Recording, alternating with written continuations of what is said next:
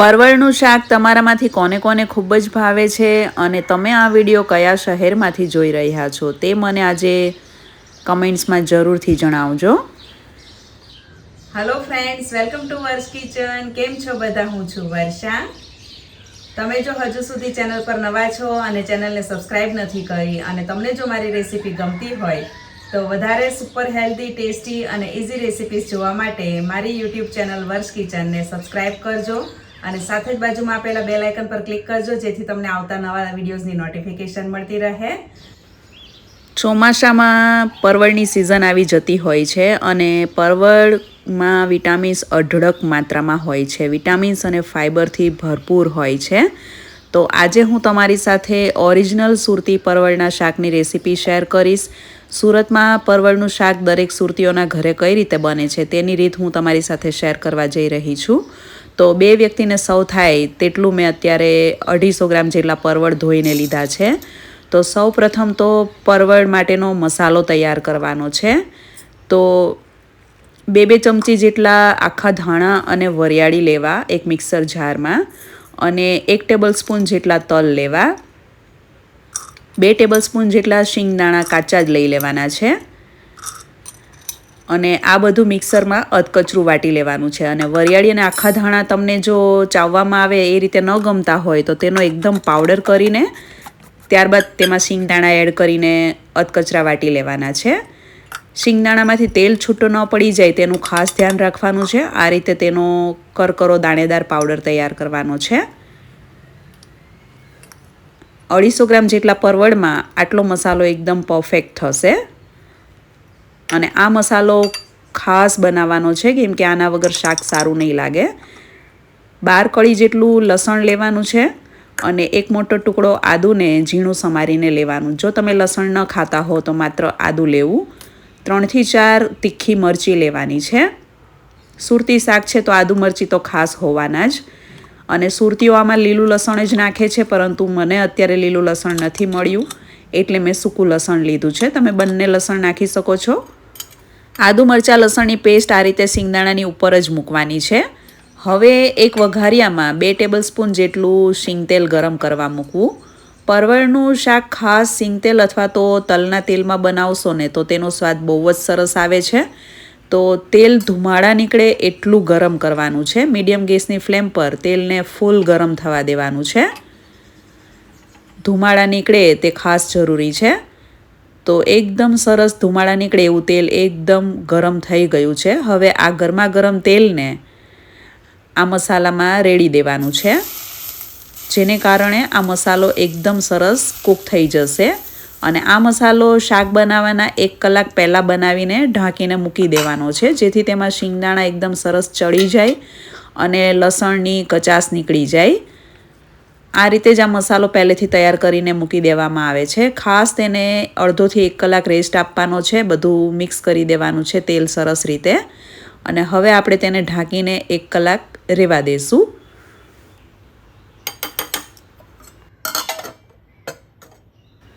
શાક બપોરે બનાવવાનું હોય તો સવારે જ આ રીતે મસાલો તેલ રેડીને મૂકી દેવાનો. જેમ જેમ મસાલો તે પડ્યો રહેશે તેમ તેમ તેમાં તેલ એકદમ સરસ રીતે ચડી જશે, મિક્સ થઈ જશે અને મસાલો એકદમ સરસ સોફ્ટ થઈ જશે. શિંગદાણા એકદમ પોચા પડી જશે અને પરવળની એકદમ સરસ આછી આછી છાલ ઉતારવાની છે. બહુ જાડી છાલ ન ઉતરે તેનું ખાસ ધ્યાન રાખવું. અને પરવળ આ રીતના થોડા લંબગોળ હોય ને લાંબા અને કડક હોય ને તેવા પસંદ કરવાના. તો તેમાં બિયા એકદમ ઓછા હોય અને માવાનું પ્રમાણ વધારે હોય. જો પરવળ પોચા હોય ને તો તે આ રીતે પાકી ગયેલા અને અંદરથી બિયાવાળા હોય છે. તો એ બિયાને આપણે કાઢી નાખશું. તે બિયા આપણે ખાવાના ઉપયોગમાં નહીં લઈ શકીએ. પરવળ એકદમ કૂણા છે અને તમે લંબગોળ અને કડક પસંદ કર્યા હશે નાના મીડિયમ સાઇઝના તો તેમાં બિયાનું પ્રમાણ બહુ ઓછું હશે. તો આપણે આ પરવળને આમ જ સમારી લેશું 4-4 ફાડામાં. આ રીતે એક ફાડામાંથી 2 ચીરી કરી લેવાની. અને એકદમ જ કૂણા પરવળ હોય ને તો માત્ર 2 ફાડામાં જ સમારવાના. થોડા મોટા હોય તો જ આ રીતે ચીરી કરવાની છે. પરવળના ફાયદા જો હું તમારી સાથે શેર કરું તો ચોમાસાની ઋતુમાં ખાસ કફ, વાયુ, પિત્ત, શરદી, ખાંસી જેવા વાયરલ ઇન્ફેક્શનલ રોગો થતા હોય છે, ત્વચાને સંબંધી રોગો પણ થતા હોય છે. તો પરવળનું શાક બનાવીને ખાવાથી આ બધા રોગોમાંથી રાહત મળે છે. તે શરદી, કફ, ખાંસી, તાવને દૂર કરે છે. સ્કિનના કોઈ રોગ થયા હોય તો તેને પણ દૂર કરવામાં મદદ કરે છે. આપણે પરવળને આ રીતે એકદમ કૂણું હોય તો 2 ફાળામાં જ રહેવા દેશું, તેને ચીરીમાં પણ નહીં સમારીએ. પરવળ ગ્લુટેન ફ્રી શાકભાજી છે અને તે કોલેસ્ટ્રોલને કંટ્રોલ કરે છે. વિટામિન A, B અને C, કેલ્શિયમ ભરપૂર પ્રમાણમાં હોય છે. પોટેશિયમ, મેગ્નેશિયમ, ફોસ્ફરસ અને અનેક પ્રકારના વિટામિન્સ અને ફાઇબર તેમાં ભરપૂર પ્રમાણમાં હોય છે. એક જાડી કડાઈમાં 1 ટેબલસ્પૂન જેટલું તેલ ગરમ કરવા મૂકવાનું છે. પરવળ ખાવાથી કૃમિનો નાશ થાય છે અને લોહીને શુદ્ધ કરે છે, તે લોહીને ચોખ્ખું કરે છે. પરવળ એટલે એક આયુર્વેદિક શાક છે જેના અઢળક ફાયદા છે. તો ચોમાસાની સિઝનમાં અથવા તો જ્યારે પણ પરવળ મળતું હોય એ સિઝનમાં પરવળનું શાક રોજ જ બનાવીને ખાવાના ઉપયોગમાં લેવું જ જોઈએ. તેલ એકદમ સરસ ગરમ થઈ ગયું છે તો ગેસની ફ્લેમ ધીમી કરીને તેમાં હાફ ટીસ્પૂન જેટલું રાઈ જીરું, હાફ ટીસ્પૂન જેટલી હિંગ, હાફ ટીસ્પૂન જેટલી હળદર વઘારમાં નાખવા. ગેસની ફ્લેમ સાવ ધીમી જ રાખવાની છે જેથી વઘાર બળી ન જાય. અને સમારેલું પરવળ તેમાં નાખવું અને સ્વાદ પ્રમાણે નમક એટલે કે મીઠું નાખવું અને હળવા હાથે મિક્સ કરી લેવાનું છે. અને પરવળને કૂક થતાં બિલકુલ વાર નથી લાગતી, વઘારતાની સાથે જ તે 5 જ મિનિટમાં કૂક થઈ જાય છે. તો 10 જ મિનિટમાં આ શાક એકદમ ઝડપથી બની જાય છે. બધું એક વખત સરસ રીતે ચમચા વડે મિક્સ કરી લેશું અને આ રીતે ધીમા ગેસની ફ્લેમ પર જ તેને સંતળાવા દેવાનું છે. અમારા ઘરમાં આ રીતે જ પરવળનું શાક બને છે અને પરવળના શાકમાં ખાસ ઘી નાખવામાં આવે છે. તો અડધો ટેબલસ્પૂન જેટલું ઘી નાખવાનું છે. ઘરનું શુદ્ધ ઘી હોય તો ઘી ખૂબ જ ગુણકારી સાબિત થાય છે. ગાયનું ઘી કે ભેંસનું ઘી તમારી પાસે જે પણ અવેલેબલ હોય તે નાખવું. ઘીને કારણે આ શાક વધુ સ્વાદિષ્ટ અને પૌષ્ટિક બને છે અને ઘરમાં જો કોઈને શરદી, તાવ, કફ થયો હોય તો તેને તમે માત્ર ઘીમાં બનાવીને આ સબ્જી ખવડાવશો તો તેની તબિયતમાં જલ્દી સુધારો આવશે. તો શાકને આપણે અત્યારે ઢાંકીને 2 મિનિટ થવા દેશું. 2 મિનિટમાં જ પરવળ એકદમ સરસ કૂક થઈ જશે. અને અત્યારે એકદમ સરસ નાના તાજા કૂણા એવા કેપ્સિકમની સિઝન છે. તો કેપ્સિકમને આ રીતે મોટી ચીરીઓમાં સમારીને 2 ભાગમાં ટુકડા કરી લેવા.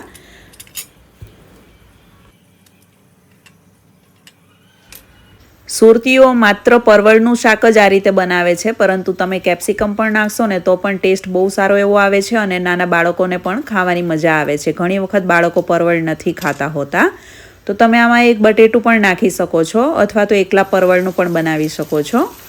તો 2 જ મિનિટમાં પરવળ એકદમ સરસ કૂક થઈ ગયા છે.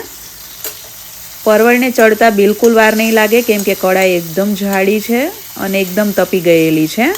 તો ધીમા ગેસની ફ્લેમ પર તે આપણે 1 મિનિટ ખુલ્લું સાંતળ્યું અને 2 મિનિટ ઢાંકીને થવા દીધું. 3 જ મિનિટમાં પરવળ એકદમ સરસ ચડી ગયા છે. અને હવે તેમાં આપણે કેપ્સિકમ નાખી દઈશું. 1.5 નંગ જેટલું કેપ્સિકમ મેં લીધું છે અત્યારે. મોટું કેપ્સિકમ હોય તો 1 લેવું. અને હવે તેને આ રીતે ખુલ્લું જ 1-8 મિનિટ સાંતળવાનું છે. કેપ્સિકમને આપણે વધારે નરમ નથી થવા દેવાના, થોડા ક્રન્ચી રહે એ રીતે જ કૂક કરવાના છે. અને પરવળ જોઈ શકો છો તમે એકદમ સરસ 90% જેવા કૂક થઈ ગયા છે. તો કેપ્સિકમના ભાગનું નમક આપણે ઉપરથી નાખી દઈશું અને 1 ચમચી જેટલી સુગર નાખવાની છે એટલે કે ખાંડ. સુરતી શાકમાં ગોળ નથી પડતો, તેમાં સુગર જ નાખવામાં આવે છે. કેમ કે આદુ મરચી લસણવાળા સબ્જી હોય છે તો ખાંડ નાખવામાં આવે તો તે શાક એસિડિટી નથી કરતું. ગોળ નાખવામાં આવે અને જો ગરમ મસાલો નાખવામાં આવે ને તો તે શાક એસિડિટી કરે છે. તો સુરતી સબ્જીઓમાં આદુ મરચી લસણને કારણે બધી જ સબ્જીઓમાં ખાસ ખાંડનો ઉપયોગ થાય છે. તો કેપ્સિકમ 1-8 મિનિટ સંતળાઈ જાય ને એટલે તેમાં 2 ટીસ્પૂન જેટલું ધાણા જીરું પાવડર અને 1 ટીસ્પૂન જેટલું લાલ કાશ્મીરી મરચું પાવડર નાખવાનું છે. કાશ્મીરી મરચાંનો આ કલર અને સ્વાદ બહુ જ સરસ એવો શાકમાં આવશે. શાકનો કલર એકદમ ખીલીને લીલો કેસરી જેવો કલર થશે. આછો પીળો લીલો કેસરી જેવું શાક તૈયાર થશે. શાક એકદમ લાલ પણ નહીં બને અને એકદમ લીલું પણ નહીં બને. અને સુરતીઓ તો માત્ર ઘીમાં આ સબ્જી બનાવતા હોય છે. તો તમને ઘીનો સ્વાદ પસંદ હોય ને તો તમે પણ માત્ર ઘીમાં આ સબ્જી બનાવી શકો છો. ધાણા જીરું મરચું નાખીને અડધી મિનિટ જેવું સાંતળવાનું છે અને તેમાં આપણે જે આ શિંગદાણાનો મસાલો બનાવ્યો છે તે હવે બધો જ નાખી દઈશું. આ શાકનો મુખ્ય સ્વાદ શિંગદાણાનો આ મસાલો છે અને શિંગદાણામાં પણ પ્રોટીનની માત્રા ભરપૂર હોય છે. અને અત્યારે શિંગદાણા એકદમ સરસ પોચા પણ પડી ગયા છે. તો તે શાકમાં એટલો બધો સરસ સ્વાદ આવશે ને 100 ગણો વધી જશે શાકનો સ્વાદ. અને તમે 100% મારી ગેરંટી છે કે આ રીતે આ સબ્જી ક્યારેય પણ નહીં બનાવી હોય. અને જો તમે આ રીતે આ સબ્જી બનાવતા હો ને તો મને કમેન્ટ્સમાં જરૂરથી જણાવજો. ધીમા ગેસની ફ્લેમ પર આ રીતે અડધી મિનિટ જેવું સાંતળવાનું છે મસાલો નાખીને. કેમ કે મસાલો એકદમ ચડેલો જ છે અને ગેસની ફ્લેમ ધીમી રાખવાની છે, નહીં તો મસાલો બળી જશે. તો હવે ઢાંકણ ઢાંકીને તેને 1 મિનિટ સુધી આ રીતે ધીમા ગેસની ફ્લેમ પર થવા દેશું. અને ત્યારબાદ ગેસને બંધ કરી દેવાનો છે અને આ રીતે 5 મિનિટ સુધી તેને થવા દેવાનું છે. ગેસ બંધ કર્યા બાદ તે એકદમ સરસ સિજાઈ જશે અને મસાલામાંથી સુગંધ અત્યારે બહુ જ મસ્ત આવી રહી છે. તો ગેસ બંધ કરીને 5 મિનિટ શાકને સિજાવા દેવાનું છે અને ત્યારબાદ તેમાં અડધા લીંબુનો રસ નાખવો અને ભારોભાર કોથમીર નાખવાની છે. સુરતી શાકમાં કોથમીરનું આગળ પડતું પ્રમાણ હોય છે અને લીલું લસણ પણ ઉપરથી નાખવામાં આવે છે. અને સુરતમાં 12 માસ લીલું લસણ મળતું હોય છે. આપણી પાસે અત્યારે લીલું લસણ નથી એટલે મેં નથી નાખ્યું. હળવા હાથે બધું એકદમ સરસ રીતે મિક્સ કરી લેવું અને જ્યારે જમવાનું હોય તે સમયે સર્વિંગ ટાઈમે શાકને તમે ફરીથી ગરમ કરીને સર્વ કરી શકો છો. આ શાક ટિફિનમાં ઠંડુ પણ બહુ જ ટેસ્ટી લાગે છે અને ગરમા ગરમ તો એટલું બધું સ્વાદિષ્ટ લાગે છે ને કે શાક એમનેમ ખવાઈ જશે. પરવળ ડાયાબિટીસ, કોલેસ્ટ્રોલ અને વજન ત્રણેયને કંટ્રોલ કરે છે અને કેમ કે તેમાં ફાઇબરની માત્રા વધુ પ્રમાણમાં છે. તો અત્યારે આપણે આ ગરમા ગરમ શાકને સર્વ કરીશું અને જુઓ તમે શાકનો કલર કેટલો સરસ આવ્યો છે. આછો પીળો કેસરી જેવો એનો કલર છે અને પરવળ અને કેપ્સિકમ કેવા સરસ એકદમ લીલાછમ દેખાઈ રહ્યા છે. તમે આમાં લાલ મરચું નહીં નાખો ને માત્ર લીલું મરચું નાખશો ને તો પણ તે સ્વાદમાં બહુ જ સરસ લાગશે. પરંતુ સુરતીઓ આ રીતે આ સબ્જી બનાવે છે અને અમારા ઘરે પણ વર્ષોથી આ સબ્જી આ રીતે જ બને છે. તો અત્યારે આ શાક સ્વાદમાં અને સુગંધમાં એકદમ જોરદાર બન્યું છે. તમે આમને આમ લુખ્ખું ખાઈ જશો, સાથે રોટલીની પણ જરૂર નહીં પડે, એટલું સરસ લાગે છે. અત્યારે હું આ શાકને રોટલી અને સલાડ સાથે સર્વ કરી રહી છું અને મારી 100% ગેરંટી છે કે તમારા ઘરમાં નાના બાળકોથી લઈને વડીલો ઘરના દરેક સભ્યોને આ શાક ખૂબ જ ભાવશે અને વારંવાર બનાવવાની ડિમાન્ડ પણ કરશે.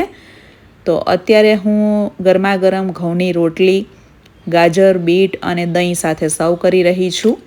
આ શાક ખાસ દાળ ભાત અને જુવારની પતલી જે રોટલી એટલે કે ભાખરી કહેવાય છે એની સાથે સર્વ કરવામાં આવે છે. જુવારના એકદમ પતલા પતલા તાવડીમાં રોટલા બનાવવામાં આવે છે અને તેની સાથે સુરતીઓ પરવળનું શાક ખાય છે. તો અત્યારે મેં શાક ટેસ્ટ કરીને જોયું તો ટેસ્ટમાં એકદમ મસ્ત બન્યું છે અને અમારા ઘરમાં બધાને આ સબ્જી ખૂબ જ ભાવે છે. તો ગરમા ગરમ આ શાક તમે કઢી ભાત, દાળ ભાત, ભાખરી, રોટલી, જુવારની રોટલી સાથે સર્વ કરીને ખાવાના ઉપયોગમાં લઈ શકો છો. સાથે ઢેફા જેવું દહીં હોય, તાજું મોળું અને સલાડ હોય તો બીજું કાંઈ ન જોઈએ. ખાટું, મીઠું અને તીખું એવું ચડિયાતા સ્વાદવાળું છે. તમે આ સબ્જી સાવ ઓછા તેલમાં પણ બનાવી શકો છો. અત્યારે મેં પ્રમાણસર તેલમાં બનાવી છે અને 2 વ્યક્તિને સર્વ થાય તેટલી સબ્જી બની છે.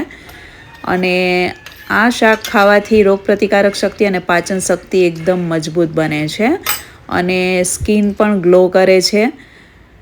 તો તમારામાંથી કોને કોને પરવળનું શાક ખૂબ જ ભાવે છે અને તમે આ શાક શેની સાથે વધુ ખાવાનું પસંદ કરો છો અને તમારામાંથી કોને કોને આજના વિડીયો રેસીપી ગમી છે તે લોકો મને કમેન્ટ્સમાં જરૂરથી જણાવે.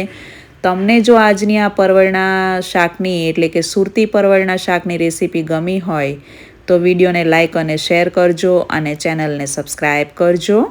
Thanks for watching and stay healthy.